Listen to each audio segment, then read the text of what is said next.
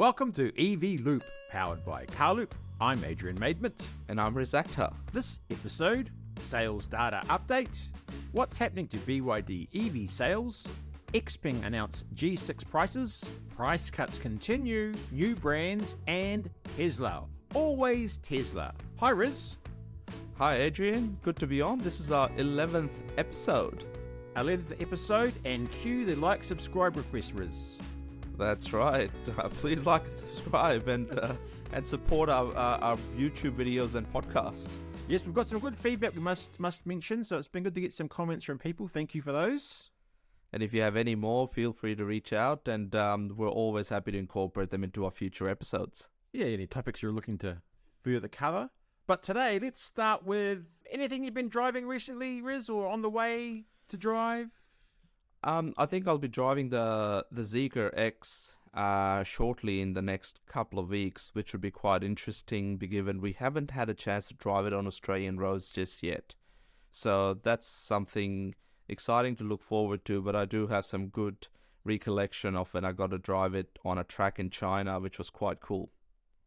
Good story to impress people with, Riz. Okay, anything else coming up? Anything else? Look, we've got some events coming up, which we'll touch on a bit later. But yeah, let's get cracking into the news. We'll start with some sales data. The sales data for Aussie EV sales for last month. What's that looking like? We saw an improvement compared to August. So we've had over 6,000 sales for the month, looking like somewhere around 6.4% when it comes to EV uptake. So that's the number of sales we had that were pure battery electric vehicles. And Tesla, once again, was a bit of the highlight. They saw an improvement in their sales, possibly off the back of some recent, stock availability was one, but also their interest rate offers that they've announced for Australia and New Zealand. So, yeah, Tesla seemed to be doing well. Others, such as BYD, that's an area that I want to touch on as well, Adrian, because, yeah, quite interesting in terms of sales that we're seeing. BYD had a great month overall, but majority of the sales were once again plug-in hybrids. The vibe for plug-in hybrids is quite strong at the moment, isn't it? Yeah, there seems to be quite a lot of interest. I mean, it could possibly be that it's, the Sea Lion 6 is a new vehicle in the market. What was surprising, though, is the rest of the three electric models they have, the Atto 3, the Dolphin, and the Seal. All the steam sort of come off them. They've had the lowest volume of sales throughout the whole 2024 in the month of September, such that the Great Wall Motors, or GWM Aura, overtook the Dolphin, and I think the Aura only sold 120 units in Australia. So interesting times ahead. Not sure what would change that, or is it plug-in hybrid sales all the way through as BYD prepares to launch their plug-in hybrid electric ute? I tell you what surprised me, Riz, is that the not a huge sales number, but that the Toyota the BZ4X is hovering around 20th. It's got slammed in the media, but that's not too bad on a relative scale. Oh, it's getting there, I guess. Toyota's obviously doing a lot of advertising when it comes to the AFL Grand Final that's just happened last couple of weeks, and people are still thinking that Toyota possibly sells them. So Subaru Solterra, which is sort of its brother, did relatively okay, but I guess the moral of the story is, particularly looking at the September sales, that it's all China manufactured electric cars that seems to be doing really well, including the MG4. I think that had a pretty good month after some price cuts, and there is some more that we can talk about. Yeah, but so this is Aura sort of returning serve on price cuts, and I use the word slashed prices as well. Well, cut prices, slash prices, price war, it's all happening. So, yeah, Great Wall Motors Aura is now starting prices at $33,900 for the base variant.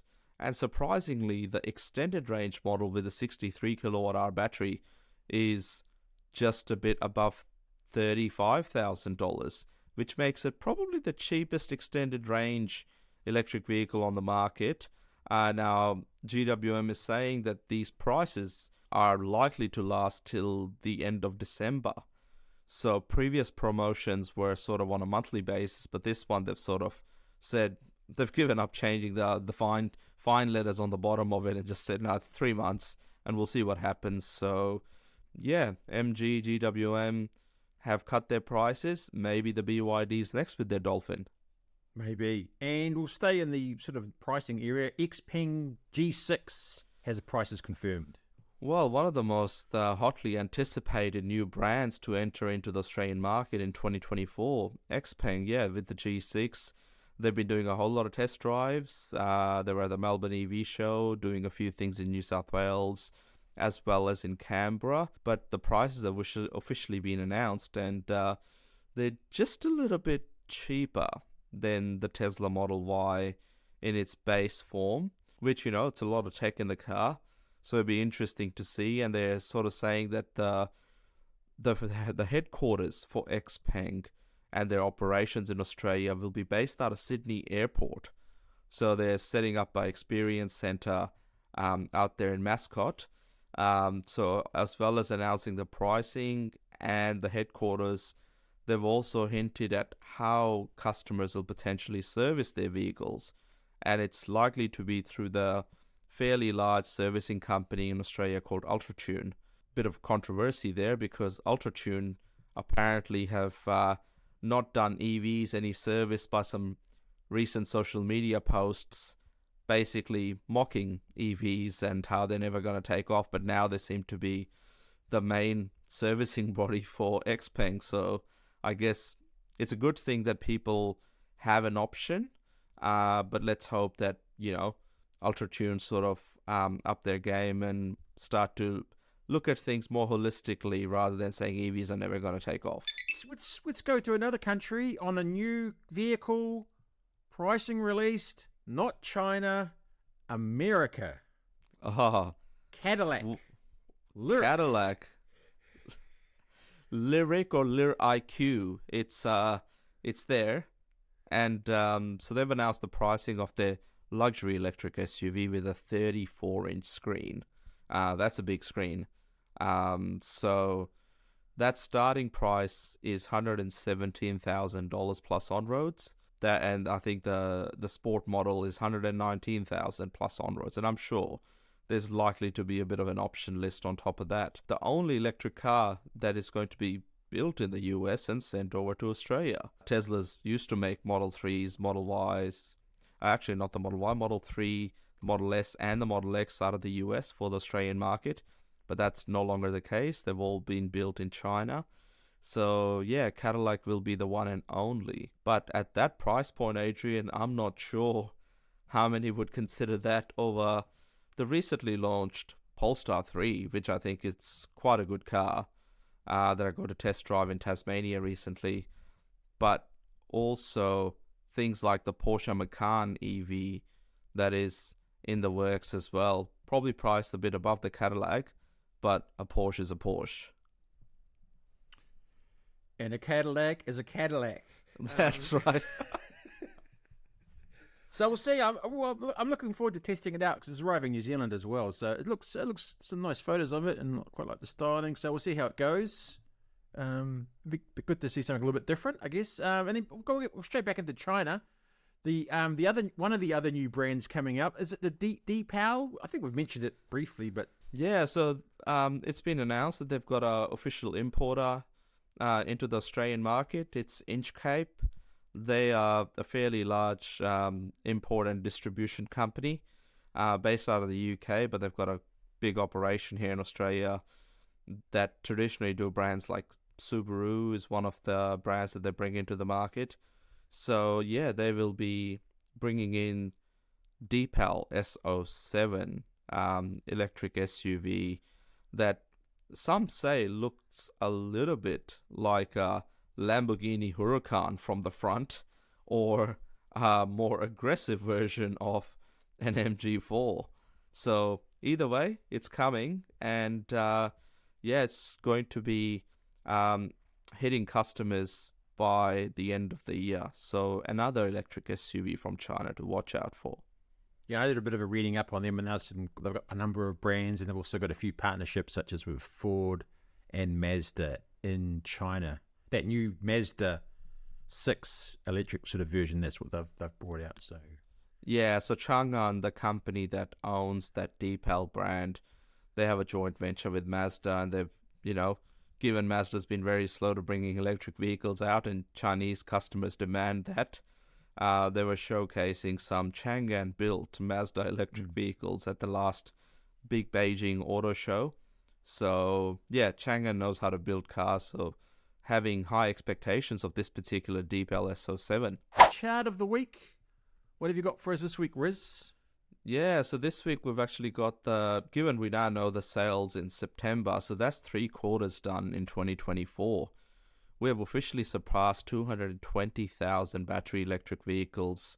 That's up 45% over where the total electric vehicle fleet was at the end of 2023. So within the first 9 months, 45% rise in the total fleet, which is quite remarkable actually. And where things are going, I think we're probably going to end up with over 250,000 battery electric vehicles by the end of this year. So yeah, pretty big achievement, and it's good to see with all these new brands coming, consumers will have many more choices at fairly reasonable price points. So also with that added competition, I think the existing brands like Tesla, BYD and others will have to be putting out some pretty good offers to attract customers. Otherwise, sales of will be dwindling, and that's not what existing major players want in the Australian market. And going international now, the Cybertruck has got a cheaper version that's been announced. Yeah, so Cybertruck started off, late last year with customer deliveries, and originally it was the Foundation series, which is a very sort of, let's call it a special version of the Cybertruck with a whole lot of other kit, but people that wanted those early trucks paid a lot of money for them. And now that Tesla's ramped up their production of the Cybertruck, they are starting to produce more affordable versions. And affordable is still a relative term. We're talking sort of $70,000 to $80,000 US dollars for the dual motor Cybertruck variant that will soon begin production for customers. On top of that, Tesla's also started to put some of those trucks out to other countries. I think the first deliveries in Mexico and Canada have begun. And a bit of a rumor there, another Tesla rumor, we're not sure whether it's actually going to South Korea, because apparently the accreditation paperwork people have picked up that Tesla is trying to get the Cybertruck ready for South Korean market. I wonder why. Interesting.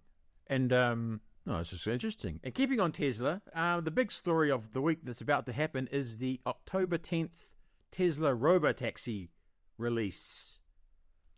That's not far. There's a lot hanging on that particular event. I think Elon Musk. Price. Yep, stock market price. Yeah, that's right. There's a lot of investors are waiting to get their money back.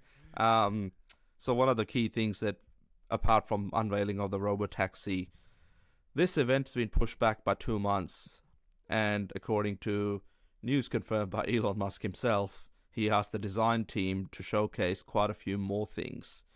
We don't know what those things are, but hopefully it's more than just a Robotaxi. So there'll be unveiling of a couple of different cars.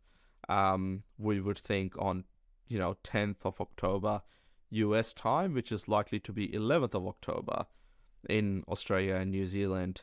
And what else is coming up apart from Elon's big plans? Something more local? We need the Mobility Lives, that's up here soon. Yeah, that's right. So at the end of this month, a pretty big conference, Mobility Live, will be on in Melbourne. We'll be there, Carloop's team, as well as VIP Media Days being held. A fair few new brands unveiling and showcasing the new vehicles that will be on display, as well as just the general trends around mobility and what's going on, helping Australian fleets transition. So definitely a show worth checking out. And soon after that, I'll be heading over to Hobart for the Australian Electric Vehicle Association's conference and expo. That's held once a year. This time it's going to be in Hobart. So do check that out as well. Not every day you get to go down to Tassie and meet the good people down there. So yeah, there's a lot to see. And not long after that, we have the Sydney International EV Show. So I'll also be there on the Friday, I think, moderating a panel. So come and say hi. And yeah, it's a pretty busy end of 2024. Anything else, Riz, you want to mention before we finish off for this episode? Yeah, look, I think the EV sales figures, we started this particular episode talking about that. Good to see that things are moving in the right direction. I am slightly worried about some of the other bigger brands aside from Tesla. Tesla has a lot of levers they can pull to ensure the demand remains high, and I'm very impressed by the fact that the referral program is back on, which means existing Tesla owners can refer new people that don't own an EV, who will get $700 off the purchase price of a Model 3 or Model Y in Australia, and the person referring is able to get $350 of Tesla credit. So that encourages both parties to, there's something in it for both those existing owners and the new buyers. So that will help keep the demand high for Tesla. For others, MG and GWM are cutting prices, which is a good thing, good for consumers anyway. MG's got a 10-year warranty now, and Aura is a pretty good sort of city electric hatchback. But BYD and others, it seems that the focus is on plug-in hybrids, but we need more battery electric vehicles on the road as well. So we'd like to think there's more incentives that will be offered to sell more of the Atto 3 Dolphins and the very popular Seal that, like I said, the steams come right off. So interesting times ahead, but I think it's going to be an exciting end of 2024. Okay, Riz, we'll leave it there and we'll see you next week. See you next time. Like, subscribe, and share this episode. If you have any suggestions, feel free to put them in the comment box, and we'll make sure that we try and cover them in the upcoming episodes.